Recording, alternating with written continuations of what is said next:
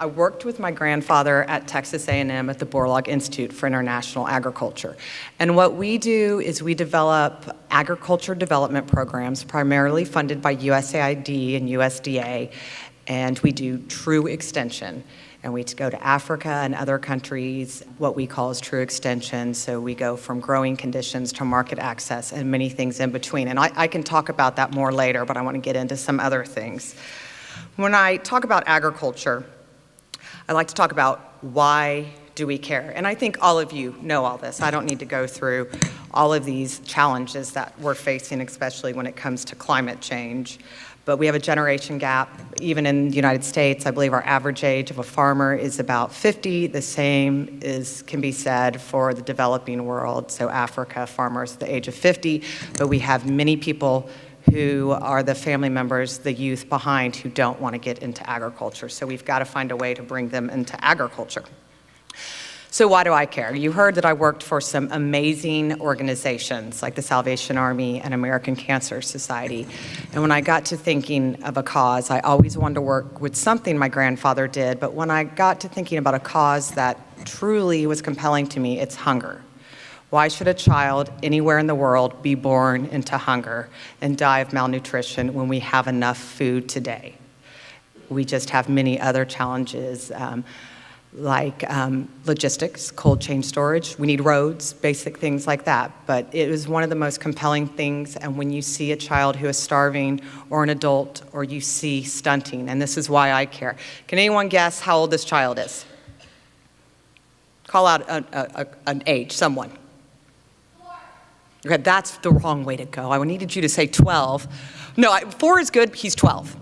Actually, you went the right way. He's 12, he is from Uganda, and he is stunted. If you know what stunting does, he is cognitively underdeveloped. His brain will never develop. He will be at risk for more physical illnesses. He will never contribute to his family's economic success. He will never really be able to be educated in the way his brothers and sisters, if they're not stunted, are. He will not contribute to the GDP of his country. He will only be one of those who takes from what the country can provide and what his siblings and parents can provide. There is no reason we should have stunted children in this world.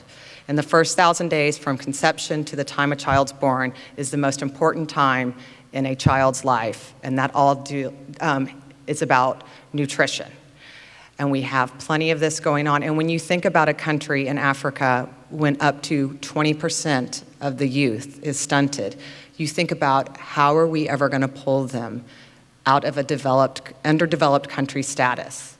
And how are we going to have an educated workforce who can provide their own development and their own assistance to their own people? So this is something that I truly care about, and I get to meet these children over and over.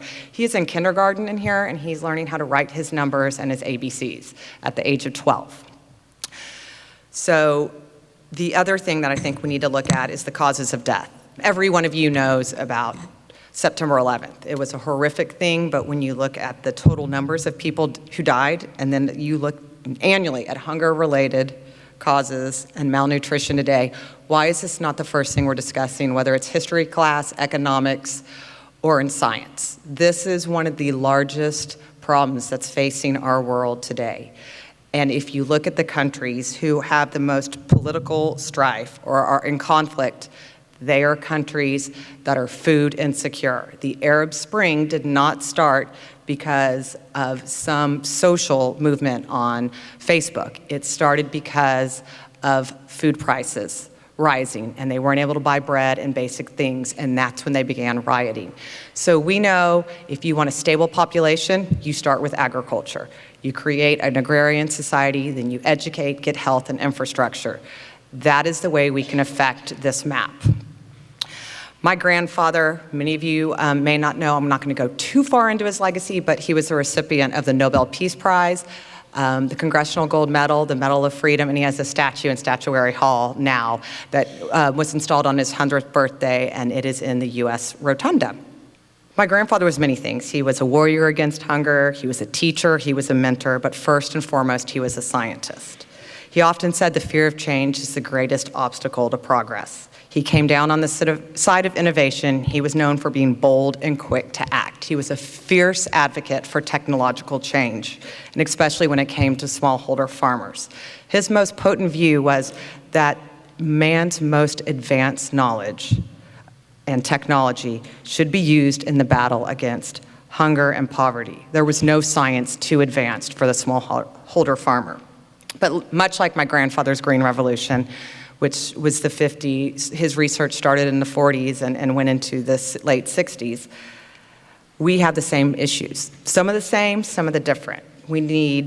This challenge will require a few different things. We are going to have to look at new economic and political policies, new rounds of innovation and technology, engineering, medicine, energy, but most importantly, agriculture. And it's going to require a new way of thinking. We can no longer do agriculture as we used to. For many of us who especially work in universities, we're siloed. And the agriculture industry on a whole is very siloed. But agriculture goes with nutrition. And why does nutrition in the medical community not work with agriculture? So that's where we need to be. We need to be more transparent. We need to be more collaborative. We need to have wider transparency, and we need to have multi-sector partners outside of agriculture, because we alone can't answer how to create a food-secured world. One of the reasons why my grandfather's Green Revolution was so successful was he made the governments of India and Pakistan invest in the Green Revolution. And he also made them agree that they had to provide infrastructure, irrigation, inputs, fertilizer. He definitely was a lover of fertilizer. He also made them provide fair prices, access to credit, and the seeds. And that's what really made a difference. However, if you look at where we've gone over the years, we in development have moved away from more collaborative approaches, and we've kind of gone it on our own. We thought NGOs could do it. We thought maybe the governments in Africa could do it, but clearly that's not been the case. So now we are looking at models that are more collaborative, that look across the whole value chain, not just at the seed condition, but the entire access to markets and everything that affects that area. So my grandfather passed away in 2009, and one of his biggest worries, he had quite a few, but he was disgusted by the anti-science movement. He called them the greenies, and that was one of the biggest things that he really impressed upon me. So like my grandfather, I'm a strong believer in science and technology and innovation. I get asked all the time, can we feed 9 billion people by 2050? And my answer is always the same, yes. You have to allow us to use innovation, technology, and modern farming to do that. It's up to the public to make sure we can feed the future. I'm not anti-GMO. I mean, I'm not anti-organic, and I'm not a believer that genetic modification is a silver bullet, because it is not. It's going to take all systems. However, when we get to the organic, genetically modified debate, it seems it's an either or, when it really needs to talk about how we can utilize all systems. And I'm going to be honest, Africa's been doing it organically for a long time, and it's not working. Their soils are depleted. They are going to have inputs. And we in the United States don't get to tell them, no, you can only do it organically. I often get told, well, why aren't they using the manure of the livestock? Well, if the people are starving, the livestock's probably starving as well. So you kind of have to sit back and think of it on their side and the challenges they face.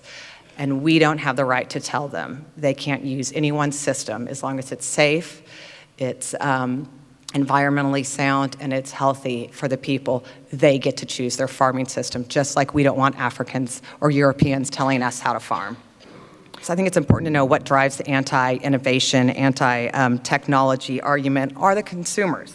And they're often misinformed, and this prevents some of our technologies from actually moving forward. But what I think people need to realize is, and we don't think about this in the United States often, but the unintended consequences of forcing organics or forcing only a certain type of food and making sure that other governments accept this, we don't look at the unintended consequences on the poor and what that means to them. And I think it's important that we sit back and look at our choices, not just from the United States, but is it going to affect the smallholder farmer? They don't have drought-tolerant technology. Only 4% of Africa is irrigated. They need drought-tolerant technology. But if we don't provide them that science, because I personally don't believe in it, we're just dooming them to the cycle of poverty and hunger. So if you look at agriculture today, we have a lot of challenges. And this is one of ours. We have to address all of our challenges differently. We have a new strain of fact-resistant humans. Scientists do a lot of the speaking. Sometimes they're not the best. My grandfather once gave a keynote about modern technology and biotechnology, and he started his address with, "Biotechnology is not witchcraft." What is the only word the audience heard that entire 2-hour speech that he probably gave was witchcraft. So we need to see who we put out there, and sometimes our scientists aren't the best. We've lacked transparency in how we've approached why modern technology and modern farming is not only good for the farmer, but good for the consumer. The sector is controlled by very few when you get into the large agriculture companies, and that somehow has also hurt us. And there's been a backlash against all of that. So we need to address the public differently. I come from outside ag, so I always say, if you ask me a technical question, I am going to ask the scientist to speak, and then I'm going to translate it to English for you. But you have to speak about things differently. As a mom, I talk about why I buy the foods I buy, why I think genetic modification's fine. I speak about the 25,000 children that have died today, or people who have died today, and what we can do to stop that. I talk about 1 out of every 4 children who's stunted. And I'm very candid about my conversations. I get to be candid. I always say I don't represent Texas A&M. I represent my grandfather, so I can be a little more candid like he was. But we have a new boss in agriculture, and that is moms. Bloggers, foodies, and yoga instructors who have an online certification in nutrition. And they are our new boss. And they speak louder than we do. And they are full of inaccurate information, but they are powerful when they speak. And we often say the table's moving to the farm. The table's already at the farm. And we need to understand that. We also have a lot of misconceptions. To the majority of America, this is a farm. It's lovely, it's easy. Most farmers only do it because it's a hobby. And this is how we're going to feed the world, is on backyard gardens. Unfortunately, people have romanticized farming. And they think that what was happening in the late 1800s, early 1900s was really easy. And it was a style of life that families really enjoyed, and it didn't take a lot of hard work. Well, it did take a lot of hard work, not to mention it really wasn't environmentally friendly and sustainable. And we know the difference. So we need to talk about the realities of agriculture, especially when you're talking about urban farming. We can't have a chicken in every, we talked about the 6 chicken rule that went up out in Brookings, if you could have 6 chickens in your backyard. Well, I hate to tell you, if everyone has chickens in their backyard in urban areas, when we get an avian flu, which we will have, we're going to have a bit of a problem with zoological diseases that come over to, that cross over to the humans. So it's not just as easy as having a few chickens, having a lovely tomato, and that's farming. And I think we need to talk about the realities of that. We also have market confusion. And I congratulate every company who has confused every consumer and benefited from that. But we have market confusion, and I have some pictures. If anyone can see the problem here, vegan green beans. Did anyone know vegan was livestock or had protein or beef or anything like that? We also have gluten-free green beans. I didn't know green beans were made of wheat or any other barley or anything. We also have whole foods. This is my favorite. This is asparagus water. It literally has 3 strands of asparagus in a jar with water, and it's sold for $6. When the public found out about this, I think this was more expensive than their stock at the time. This is my favorite. This is GMO-free salt. No one is genetically modifying salt. We will never genetically modify salt. It can't happen. But the consumer who sees this says, oh, they're genetically modifying salt. I need to buy this one. great to the Himalayan, I believe, salt company, but it's really misinformation, and it's actually tricking the consumer into a different mindset, and we are the ones who have to really deal with that. I did go to Whole Foods. We had a new Whole Foods open a year ago in Dallas, and my mom and I went into it, and they had all their vendors, and outside they had some of the North Texas cattle, and you could taste it, and the first thing it said was non-GMO. And I looked at my mom and I said, oh no, I'm going. She said, please don't. And I walked over and I said, hi, when you say non-GMO cattle, or beef, what exactly do you mean? We do not genetically modify our cattle. I said, well, of course you don't genetically modify your cattle. That's not approved. Do you mean you don't give any genetically modified feed to your cattle? Oh, no, we do that. We don't genetically modify our cattle. So technically, they were right. It was non-GMO beef. But what the public was taking in was a totally different story. And I congratulate them again, but that's the realities that we're up against.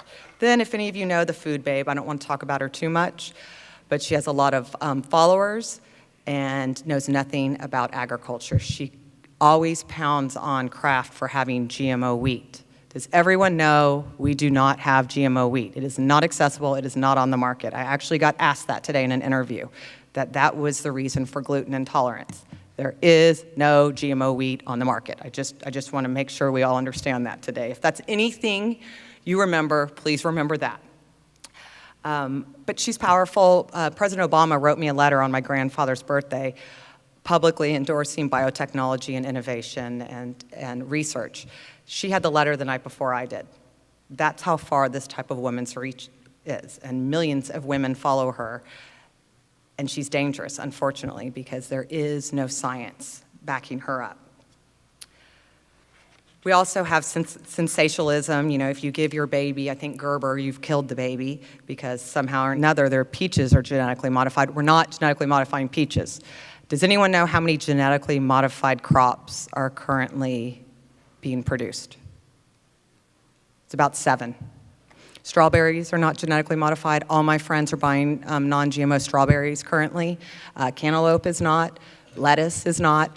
So we have to really work with our messaging and kind of change the place. And unfortunately, golden rice is on here, and this is one of Greenpeace's loves. And golden rice is vitamin A fortified because of vitamin A deficiency. We have over 500,000+ children go blind every year in Africa and Asia because of lack of vitamin A deficiency. Well, we have rice that can do that, but it's sat on the shelf, it seems like 10+ years, and Greenpeace loves to tear up any research, anything like that.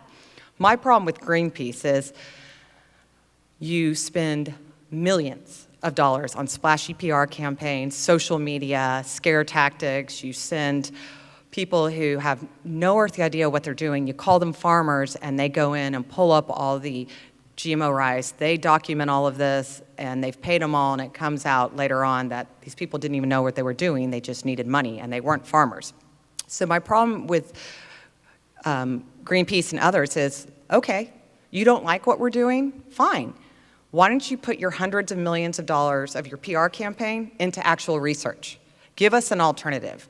Do something for the people who are the hungriest. We're all looking for alternatives. So put your money into research, give us an alternative, and then we can actually come together and talk about it. But if you just continue to put a PR campaign, what are you doing to make this situation better? You aren't providing any alternative to any of the technology and innovation that we are supporting. And I always say you cannot be anti-hunger and anti-technology. And that's one of the biggest things I believe in.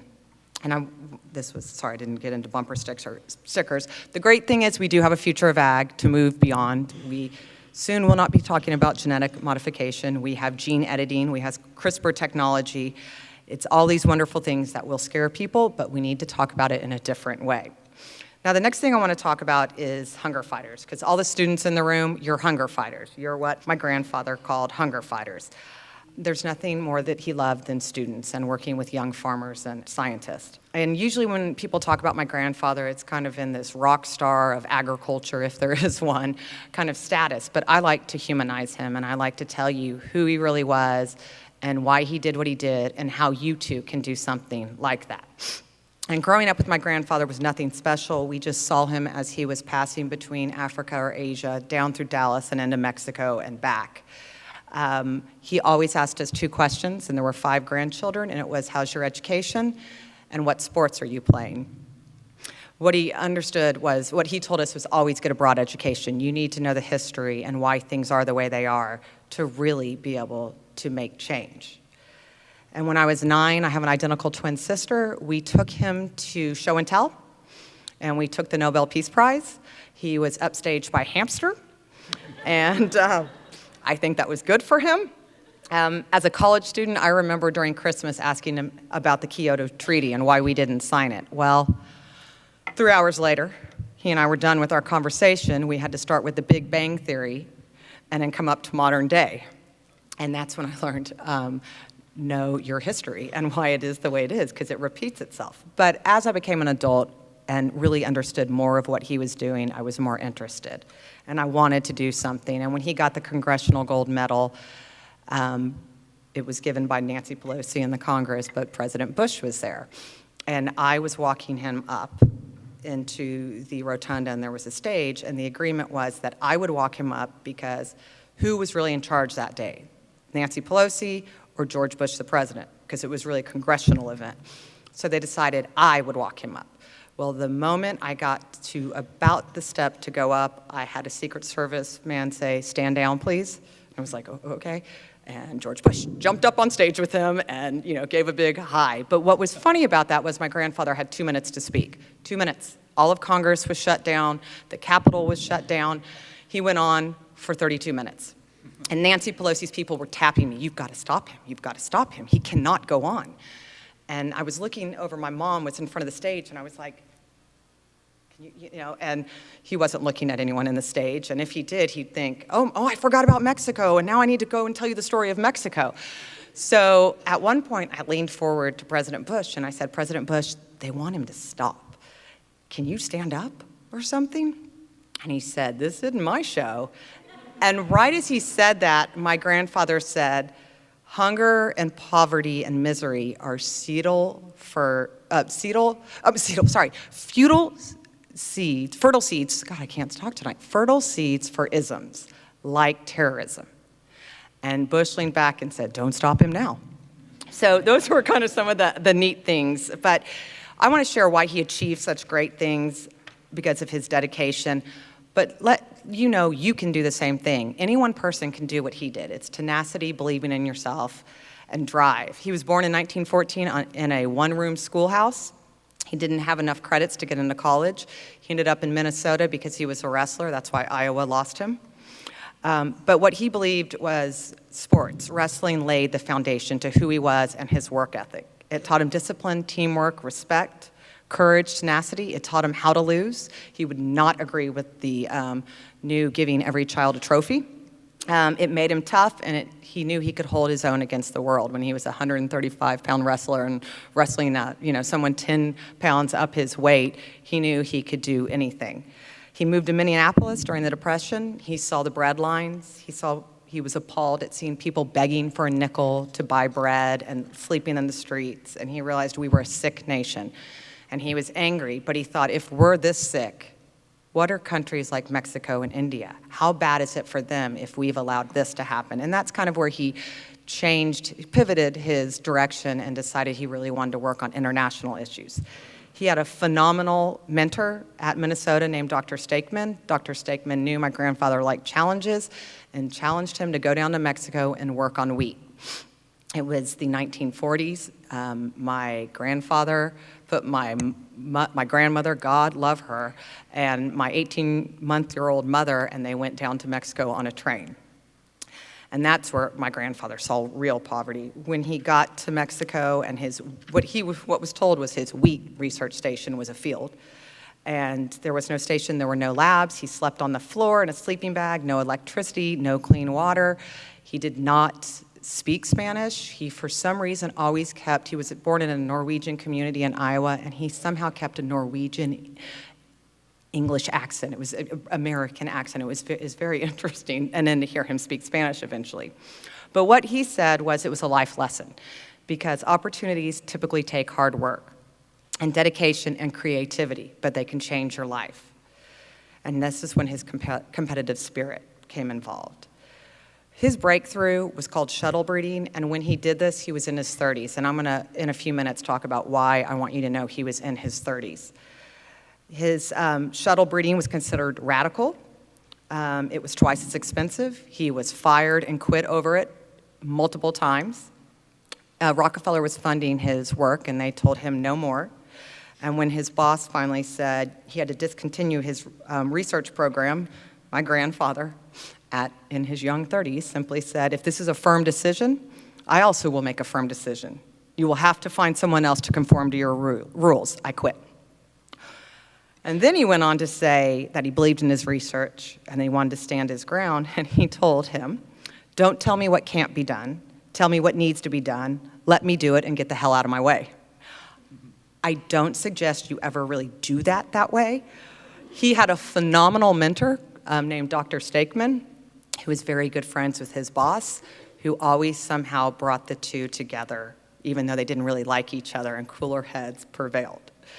And it was really his shuttle breeding that won the Nobel Peace Prize and was part of the Green Revolution. But what he loved was young scientists, and he took them out of India and Pakistan and farmers, and he brought them to Mexico. And why he did that was he believed he wanted to get them away from their elders, who would say, we're not doing a new system, we know what works. He wanted to get them out of their normal environment and make them willing, and he knew they'd be willing to accept change. And he told them he was going to teach them to be warriors against hunger, but not with guns and daggers, but with science and technology. And he believed the young were more open to new ideas and a new approach. They were willing to accept a new technology, a new farming system. And he also believed as we got older, we become too ivory-towered, and we're not willing to take risks, where the youth are always willing to take risks and looking forward, and they're also more optimistic than sometimes we get. And the reason why I mentioned my grandfather and his scientific breakthrough was in his 30s is because if you look at some of the greatest breakthroughs in science and technology over the last 100 years, most of these people were in their 30s. You don't have to wait till you're 40, 50, and 60 to achieve significance and some awarding breakthrough or really make a difference. If you look at the Wright brothers, you look at Marie Curie, Albert Einstein, Steve Jobs, Mark Zuckerberg, they were all in their 30s. You're never too young to change the world and really make an imprint. So after my grandfather's shuttle breeding proved a success, he took it to Pakistan and India. Now, he wasn't really allowed to, he was only allowed to bring small samples, which somehow my grandfather failed to understand, and he shipped 2 large bags. And then each trip he would have seeds stuffed into his pockets or wherever he could, and early in the morning he'd go out to the young farmers and he'd meet them in the fields and he'd set up their test plots for them. And every time he'd go back. And that's what really started the Green Revolution, was the young farmers who used his seeds. The older farmers saw the test plots, and then it grew from there. So when this proved a success and they were allowed to send 2 large shipments, this is when my grandfather's perseverance and stubborn nature came into helping him. The shipment was held up at the Mexican customs, and they couldn't ship it from the U.S., from the Mexican port. So it was then sent via 30 truck convoy to Los Angeles. It was held at the U.S. border. When it arrived in Los Angeles, the Watts riots had broken out. When it reached the port in Los Angeles, the Mexican bank refused to honor the Pakistani $100,000 check due to 3 misspelled words. However, my grandfather demanded it be shipped. 12 hours into its voyage, war broke out between India and Pakistan. In a telegram my grandfather received from the Pakistani ag minister, it said, bombs are falling on my front lawn, be patient, the money's in the bank. Once it reached India and Pakistan, it was late planting, and what they realized was Mexican customs accidentally fumigated the seeds.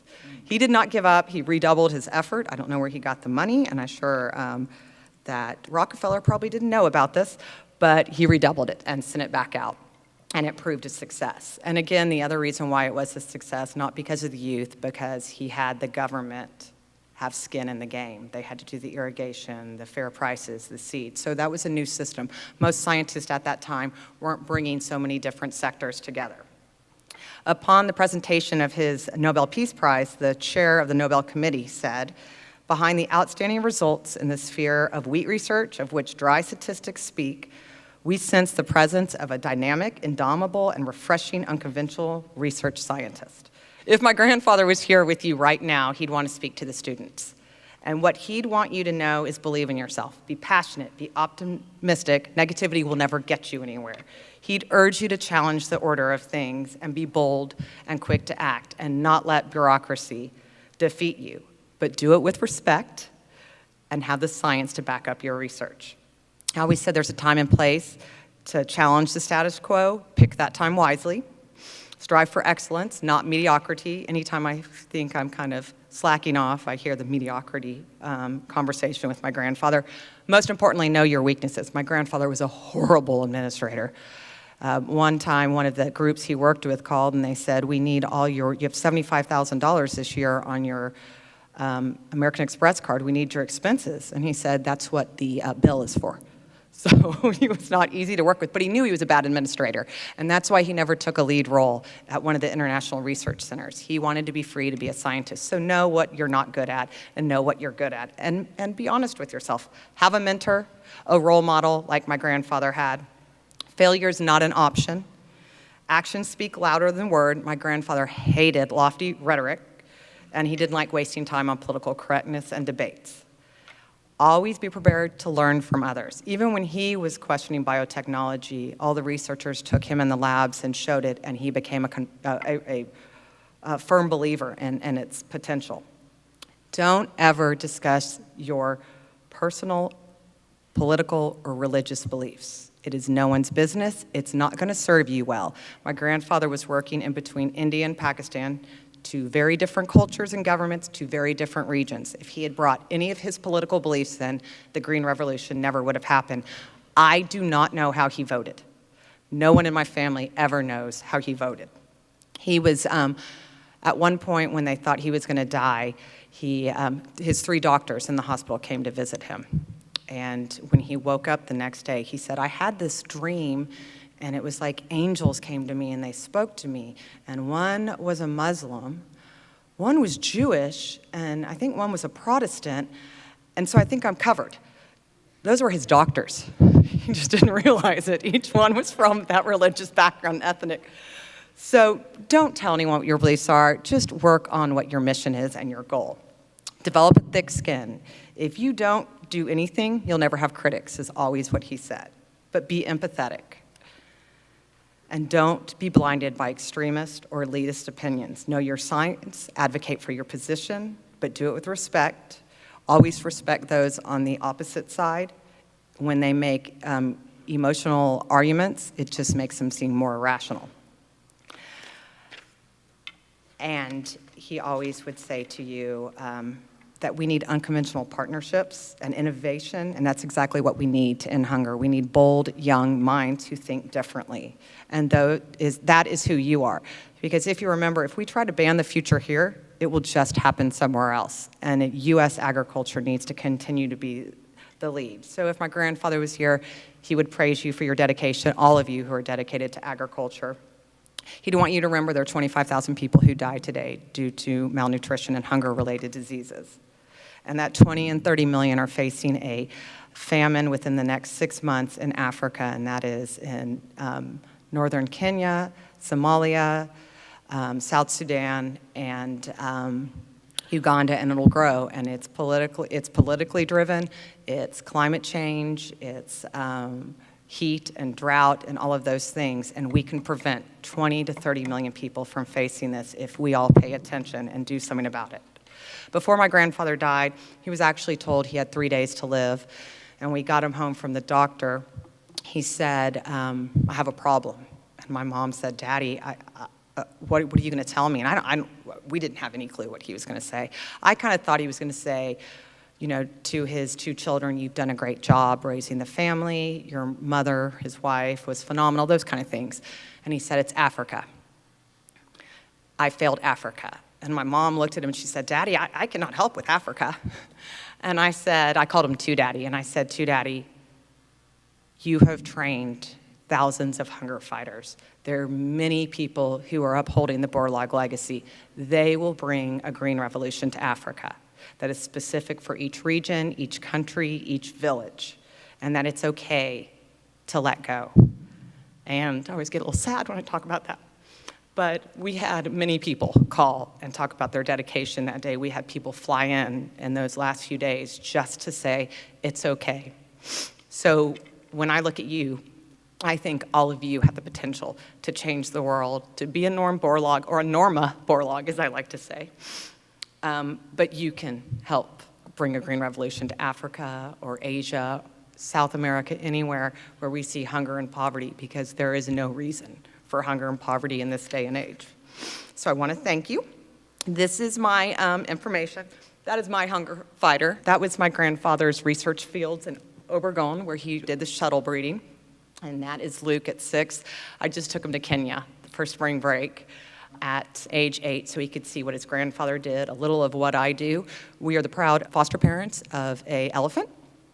So that's pretty much what he, I think, remembered the most, but he got to meet many of the villagers and many of the children and see their reality of work. So I'm grooming him to be the next wheat researcher, but he says he's going to be a robot scientist, which might be just as good. So thank you for having me. I'm always free to talk on the phone, email me, tweet me, and one thing I didn't talk about is social media. Those of us in agriculture need to utilize Twitter and social media. So don't forget that. People are not going to read a 5-page color report anymore, but they do pay attention to social media. So please join the conversation, and thank you for all you do.